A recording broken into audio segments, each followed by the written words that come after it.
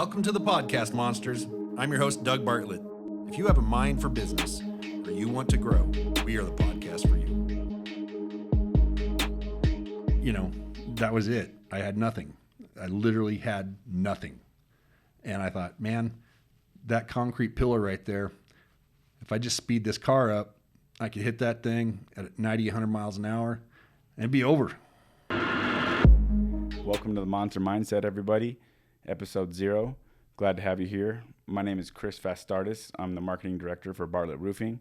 I'm here with Doug, our founder and owner. And what we wanted to establish here in this first episode is our goals for this podcast. And ultimately, that leads into the first question, Doug, of what is a monster mindset to you? Yeah, I mean, I think it's something that everybody needs, but not a lot of people have, and it's something that you create deliberately. I think it's just, a variety of factors that all have to come together to create a monster mindset. You have to look at the world and say, I can, right? If there's anything out there that you want, you can. It's just a matter of whether or not you're willing to put your monster mind behind it, right? You're going to get in there, you're going to apply yourself, you're going to put in the effort and make it happen. And at the end of the day, that's really all it boils down to is I can and I will, right? So you believe in you can is quite good enough. You got to act on it too, right? So, and that brings in a lot of other possibilities, and things that you have to have with that I can and I will attitude, which is you got to recognize opportunities. You got to have a belief that there's abundance in the world, that there's infinite opportunities for things that you can do. And, even setbacks or things that are difficult, they're opportunities if you just rework them in your brain. So if there's something that's like, man, that's not as convenient as it should be, or that's not as easy as it should be, or I wish I could, instead of saying I wish I could, stop and say, how could I, right? And how could this be easier? And how could this be faster? And how could this be smoother? And then on top of that, you're looking at and saying, no excuses, right? I own all of the choices here. I can't control what anybody else does, but I can control my own choices, my own actions, and I can choose to say I have excuses or I have results. Those are really only two options. And I don't always get results. There's times when you fail, but you just got to get back up and not have the fear of trying again and again and again. I've failed plenty in my life. And it's a combination of my failures, which are the best teachers that get me to the point where I'm looking at life and saying, I can win. It doesn't matter. And at this point in my life, if I ever failed again, it wouldn't matter anymore because I already know I can, right? And that's all there is to it. I can, I will, I won't accept excuses. And last but not least, I think, is if you're not growing, you're dying, and that's the monster mindset. I can, I will. There's infinite opportunities. I won't accept excuses. I will take action. If you're not growing, you're dying. So just get out there and make it happen. I love that. And in this day and age, there's more abundant opportunity than ever before in the age of information. I mean, it exemplifies what you were able to do in starting the multiple businesses you have. And that would lead me into the next question of what was the moment, I guess, that drove you to develop this level of monster mindset you have? Because I'm sure it grew over time and you've had multiple businesses. But what was that turning point that led you to where we're at now?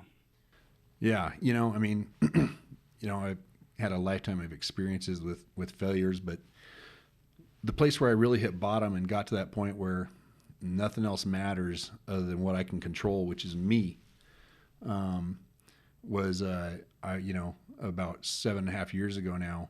I was going through a divorce. I had a bankruptcy 10 years before that. My kids didn't really want to talk to me just because they didn't understand what was going on with the divorce. And I was just straight up depressed. I was gaining weight. I didn't feel good physically. I was clinically depressed. And I was flat broke. I was living on $900 a month. That was just from some savings that I had that I knew if I could stretch it out over a few months, I could live on $900 a month. And I was driving down the freeway one day, and I just looked up and I saw an overpass and the concrete, pillar that was holding that overpass up. I just thought, this sucks. my life sucks right now. Everything about it sucks. My relationship sucks. My kids is a non-existent relationship right now. My income sucks. My job life sucks. I was living in my best friend's basement, and of that $900 I had, I was given $400 to who is now my ex for child support. I was given $200 or $300 to my buddy for rent, and I was living on a couple $100 a month. And that was it. I had nothing. I literally had nothing. And I thought, man, that concrete pillar right there, if I just speed this car up, I could hit that thing at 90, 100 miles an hour and it'd be over. And I don't have to worry about this no more. Or I didn't want to make the selfish choice because that's what would have felt right at the moment, right? I knew I had some kids to raise still, and had a lot of life left to live if I just could make something good of it. And so I just thought, well, there's one thing I can control, and that's me. So from that point forward, I just said, you know what, I'm going to go do something, and I'm going to identify an opportunity in my life. I'm going to figure out what I can do that's going to provide value to other people, and I'm going to take the action even though I feel like crap, and I'm going to take the action that I know intellectually will get me feeling good even though I don't feel good now. I'm going to force myself to get out of bed, to get off the couch, to stop moping around crying like a little baby over what was going on in my life, and go out there and do something. So that's when I started my current biggest company, Bartlett Roofing, and that was 7.5 years ago, and now I'm a multimillionaire.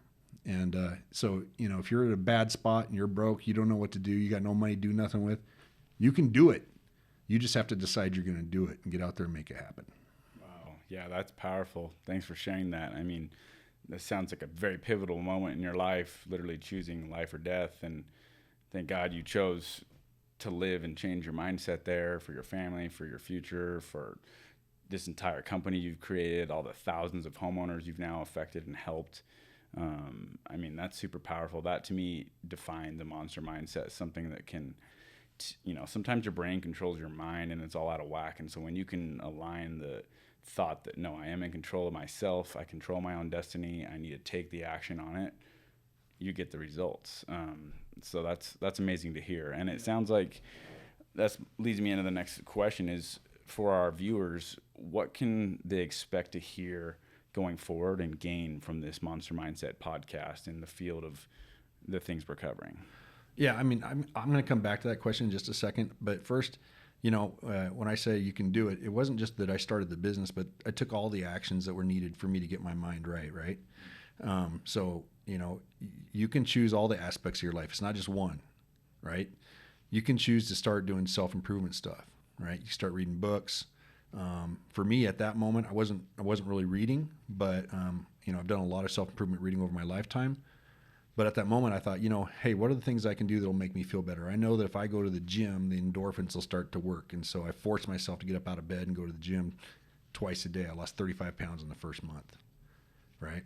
And then I went to work and I started this company and just started going out and doing sales. And I made, I sold 18 roofs in the first month. And nobody, and hadn't had any prior door knocking experience. I just saw an opportunity and I went there and made it happen. I started a crew, bought a dump trailer off of the earnings from the first 3 houses, still living on the $900 a month, lived on $900 a month for about the first 9 months because I put everything back into the business.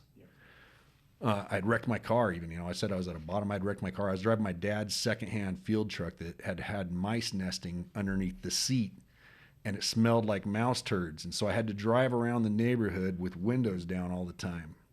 And it had Bondo that was applied on the side of the truck with a trowel, literally a trowel. You could see the trowel marks. There wasn't any sanding on this thing. It was troweled in Bondo. It was embarrassing to drive around with the windows down. But here I was driving around this neighborhood trying to sell roofs, and everybody in the neighborhood got to know me because I was like the guy in the green truck with the Bondo and his windows down, and he was always waving at him because the windows were down. Otherwise, it would have been awkward not to be waving at him and saying hi. Yeah. Life was at a bottom. And so, at night, so I'd go work out again. I'd work all day long after getting up and working out in the morning. I'd go work out again, and then I knew I needed something in my life, that was social and something that would make me smile. So I watched one episode of The Big Bang Theory every night. That made me laugh. You know, for the first time in months, I laughed and forgot about all the problems in my life, even just for like 2 minutes. And something social, I signed up to a social group online, a bunch of people I didn't even know.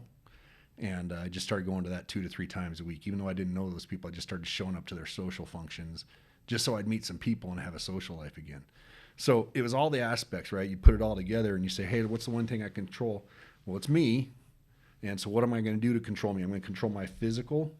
I'm going to control my mental. I'm going to control my social, right? And my work. And all those come together. And now you've got a whole package. And when you know it, 30, 45 days later, all of a sudden I'm like, hey, that's weird. I'm actually starting to feel pretty good. Shocker. Right. Yeah, you got the results you were looking for from the action. I had to be more powerful than my depression. I had to force myself, even though I was still depressed, I just had to force myself to take the action that I knew would get me there. And anybody can do the same thing. It's just you have to get up and say, yes, I can. I'm going to. I won't accept this. I know that the results are out there. I just have to go get them because I can control me and I can make that happen somehow, some way. Yeah. You almost got to get out of your own head and your own way sometimes. Most people, and I've been there many times, just stuck in my own mind instead of just taking the action, which leads to results, which sorts out the mind space, for me typically. So I wanted to mention, we're going to definitely elaborate on the Bartlett beginnings further, and stay tuned in another episode for that, because that's its own story in itself to where we're at now. But that is powerful to hear how you developed the monster mindset and you took a plan into action, which developed the results and created the business that you have now. So I don't want to digress, but I would love to let our viewers know what to expect coming forward from you. We have future guests lined up across kind of our subject matter, a taste of what they can expect to hear and learn from. Yeah. My goal here is more than anything to share everything that I've learned that has got me to where I'm at in my life. Like every business tip I can give, every, self-taught, mental trick that I can play on myself to get myself oriented to be successful, right? Anything and everything in order to have that better life, the self-improvement, the work habits, the opportunity recognition, all those choices come together to create that better life. And my goal is to share that, right? Because now at this point in my life, we're going to continue to grow. Our goal is to become $1 billion company with the roofing company, Infinite Stages, our VR concert platform. Our goal is to make that also $1 billion company. We're working hard on our rental arbitrage business, growing the crypto mining. All those things are growing and going. But, it's one thing to experience success for yourself, right? But once you get to a certain point, you realize that, hey, it's a lot funner to help others experience success. And so I want to surround myself with people who are successful and reach out and touch as much of the world as I can to give them everything I possibly can to be successful. And that's really rewarding for me, because you see people's lives are impacted so positively, and you can change lives if you just get out there and you make yourself successful, you lead by example, and then you give them everything you can to be successful as well. And that's my goal. Go out there and have a kick-ass day. That's your choice. And what you can do today will determine how you feel tomorrow morning. And then you can have another kick-ass day. And when you line enough of those up, you're going to change your mind and you're going to have a monster mindset. Make sure you hit that subscribe button now so you don't miss out on becoming a monster.